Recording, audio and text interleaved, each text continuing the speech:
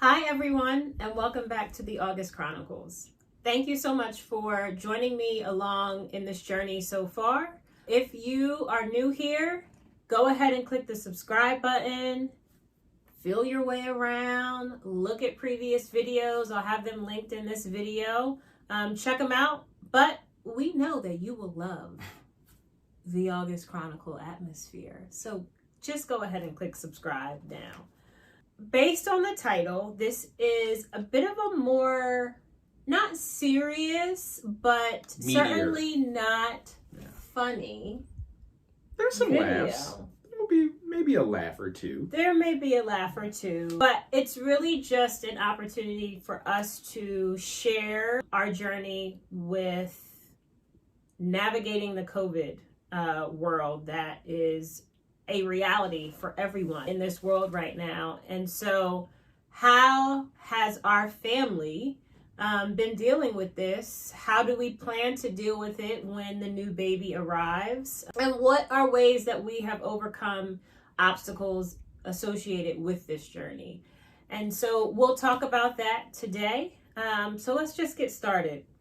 So I brought Sean in to have this conversation with me because he is obviously experiencing almost everything that I'm experiencing, and we are around each other for 24 hours a day at this point. It's awesome. And so he's impacted as well as I am. And so I figured it would be a great opportunity to get his perspective on how we have been faring. So let's start with the obvious, and that's pregnancy. So Sean and I found out that we were expecting about 3 weeks prior to Pennsylvania, where we currently live, being shut down. So you can pretty much say that this is a baby, a COVID baby. Right? I don't know if I like that term, but a pregnancy that has been significantly impacted due to COVID. Sure. Sean, this is your first pregnancy, right? So obviously, with you having your first child and the expectations and the joys around having your first child, experiencing doctor visits and all of that other stuff that's fun and lush, some of that was stripped away, right? Because of COVID. And so what has your experience with our pregnancy been like up until this point? All right, so I'll be brief, and I'll give you a great thing and a not so great thing as far as how COVID has impacted this pregnancy for me. I'll preface with the great thing, and that's been having the opportunity to see Shelly essentially be pregnant every day. She alluded to the fact that we've been around each other pretty much all day, every day since the middle of March, and it's been great to see all of the little ways that pregnancy impacts my wife. And so, whereas prior to the pandemic and outside essentially closing, Shelly would be working and she would be in an office for most of the workday. And there might be things that she would experience that, knowing my wife, she probably wouldn't even speak about when she got home. She was tired or she didn't feel well. My wife is very dedicated to her work in all facets. And so she likely would have just pushed through whatever she was experiencing, and it might not have come up at home. The difference being at home, I get to see that and I get to share in that, and I get to be an active participant in helping my wife be as comfortable as possible. And so again, with it being my first pregnancy, not me personally, but my wife's her first pregnancy, it's ours. Yeah, with it being our first pregnancy, the opportunity to be there for literally every step, that's been a blessing. The only step I haven't been able to participate in is doctor's appointments, and you mentioned that too. And so there was certainly a a bit of a downer during the first ultrasound appointment when all I could do was drive my wife to the doctor's office and sit in the car. We weren't able to do FaceTime. I couldn't even walk into the waiting room. It was patients only. Yeah. And so that was that was the confirmation visit. So essentially I was late. I took 3 pregnancy tests. I got to be sure. I took 3 pregnancy tests, all positive. And so this was the confirmation doctor visit, essentially the first doctor visit where they confirmed the pregnancy. And so we weren't aware that all these rules had been put in place because it literally happened so quickly. And obviously, hospitals and doctor offices, they had to adjust very quickly, especially with expectant moms. And so I made the appointment maybe a month prior to the visit. And so when I made the appointment, that wasn't a thing. So they could not have even pre-warned me. So we just went in thinking that he's about to come in the office. I mean, he had his mask on. But yeah, they did not allow him in the office. He couldn't even sit in the lobby of the office. He had to be outside of the office, building. Which is great, right? I love that they took all of those measures to make sure that all moms stayed healthy. But again, it was just a big surprise.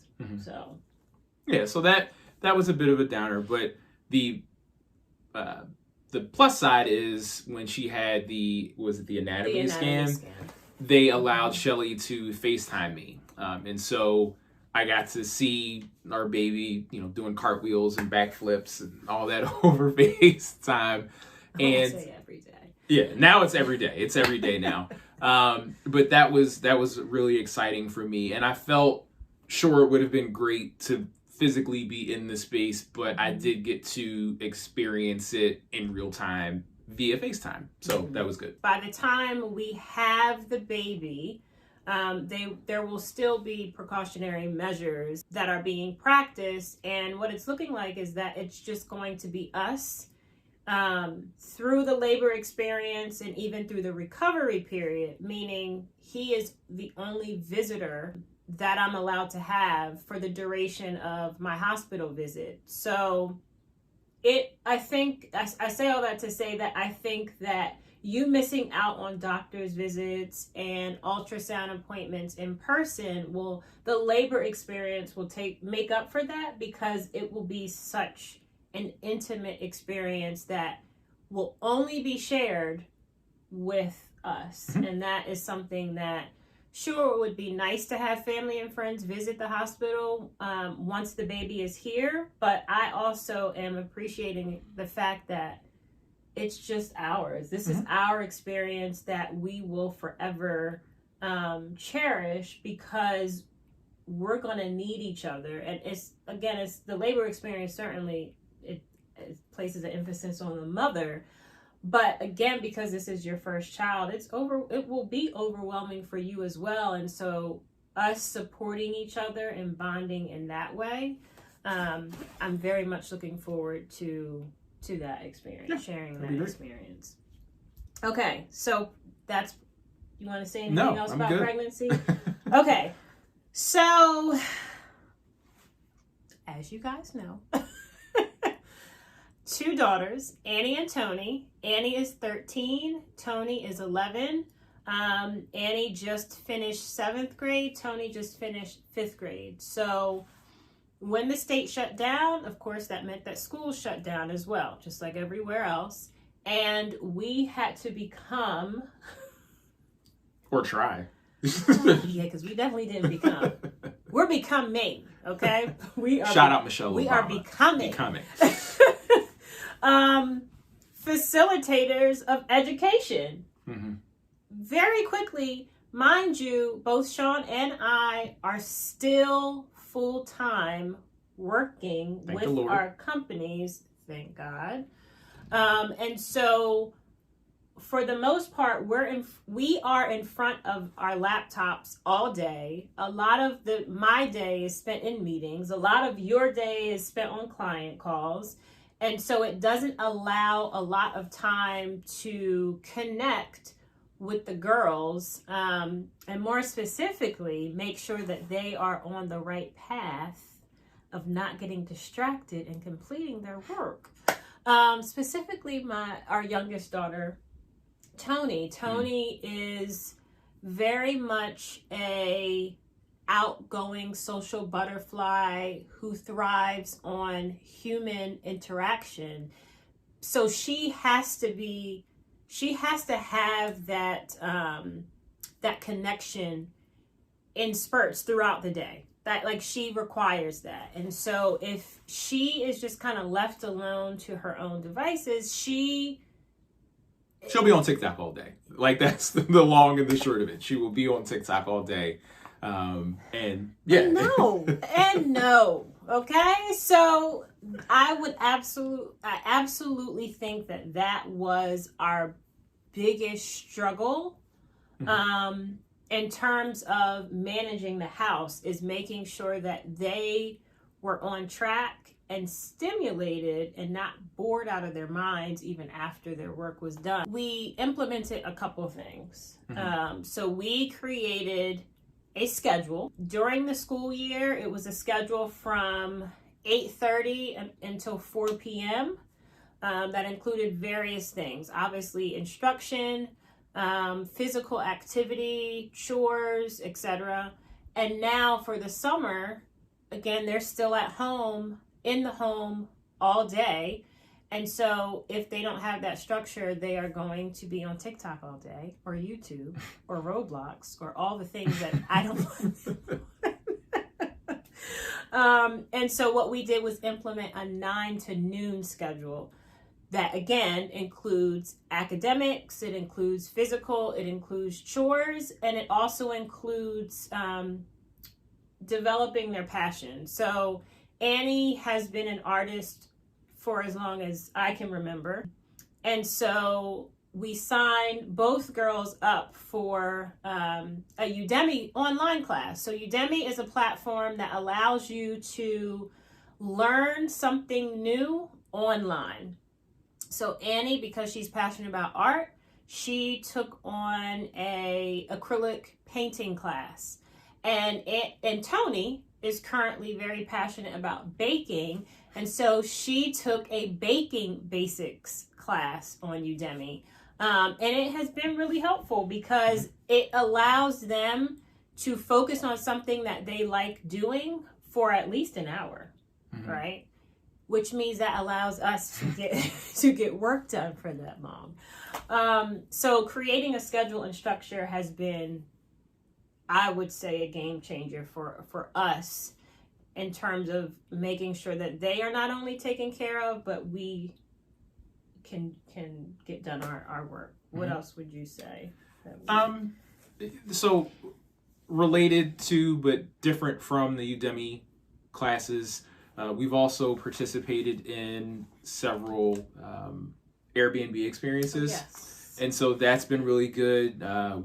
All of us as a family did an empanada making class one evening, and that was, maybe 2.5, 3 hours of an activity that we all got to participate in. Yeah. And likely something that as a family we wouldn't have been able to do because the host of the class lived in South America. So unless we were hopping on a plane to Argentina, we probably weren't going to take an Argentinian empanada making class had it not been for Airbnb experiences. So that was great. And additionally, Shelly mentioned schedules. And I think the at the heart of schedules is managing expectations, right? Yeah. And so, for us, we had different expectations for how each of us maneuvered through the house prior to, again, outside closing, right? And so how clean we kept the house, when we did chores, all of those sorts of things, there were different expectations for prior to the pandemic. But now, when you're in the house all the time, there is an increased emphasis and awareness as to things that may or may not be getting done around the house. And so it's been incumbent upon Shelly and I to talk to one another and communicate more frequently in terms of what needs to be done in the house. I've started putting chores on our fridge. So we have a stainless steel fridge that I've been putting, tasks and chores and maybe projects that I've been working on. I've been putting them on the fridge in dry erase marker. That's a huge life hack right there. Such a huge. It's huge. Life We hack. do it. We do it for me. We do it for the kids. It's been great. Yeah, it works with any type of refrigerator you have. I'm pretty sure it works with, like, if you have a white refrigerator. I don't know what material that is, but it's just a dry erase marker. You can test it out. But that has been a game changer. Yeah. Grocery shopping list, write it down on the refrigerator. Like Sean said, his to-do list, the girls' chores, any type of message. Sometimes we'll, like if it's a special occasion, we'll say, happy birthday, Sean, yada, yada, yada. It has been so that's been great. And I think thanks to Rich and Regular. Check them out. Rich and Regular. Yeah. So that's, for me, that's probably been the biggest thing, is specifically the writing everything down, because the fact that we're home all day, things are happening and you're trying to focus on work, but then a child comes in and says, I'm hungry, or my pregnant wife comes in and says, I'm hungry, all the time. Something is always happening in the house because you're here and there's no getting away from it. And so very simple things can be forgotten. And so you have to put an extra foot forward to make sure that you're not letting things fall through the cracks. Obviously some things can wait, but others can't. And so you have to make sure that you're staying on top of all the things so your house doesn't fall apart. And I would say another thing that, and we have implemented this years ago, but it's really important to really connect with yourself. And one of the things that we have been very intentional about being consistent with is our therapy sessions. And couples and individual, because for me, pre-COVID, I go. I also love sitting outside, and so and just being out, right? Museums and restaurants and all that jazz. That is something that brings my spirit joy. And so being stripped of that definitely took a toll on just me mentally and emotionally, our marriage, my relationship with the girls, because I was just in these walls and it was just too much. So it really helped having, being able to release with an advocate, someone that is there to really support you through and help you navigate through that. And also, prayer, obviously, devotions helps as well. But just really doing what you need to do to be present to how you're actually feeling, and then allowing some healing, deal with those feelings.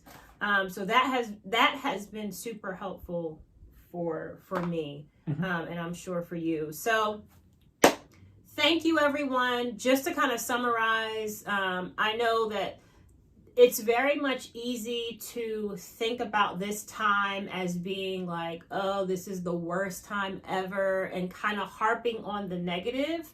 But let's try to think about the positives of this impact on our world, right? And what that has done to your home life. Think about how it has helped, how it has forced you to rest, how it has forced you to connect with individuals that you always meant to connect with, right? But now you have the time and you are at a slower pace. So you're doing that more intentionally now. So let's think about the positive in this experience. So that's just kind of what I wanted to express. Anything you? No, I agree with what you said, and I think it's important for everyone to just acknowledge how different times are right now, and how you maneuvered pre-COVID, how your kids maneuvered pre-COVID. Most, if not all of us, are maneuvering differently, and you got to acknowledge that and adjust, be aware of it, and adjust as best as you can to what we're kind of dealing with now. And in doing that, you'll be prepared for whatever the new normal is coming out of this. We don't really know what it's going to be, but the better you're able to be aware and adapt now, the better position you'll be in once we kind of get to the other side of this. Amen to that. Let us know what you are doing to navigate this COVID world. What things have you implemented within your household that has helped greatly? Please share so that everyone can learn from that. But thank you so much for joining. Again, if this is your first time here, click subscribe, click that bell for notifications. Thank you for tuning in. We'll see you soon. Peace.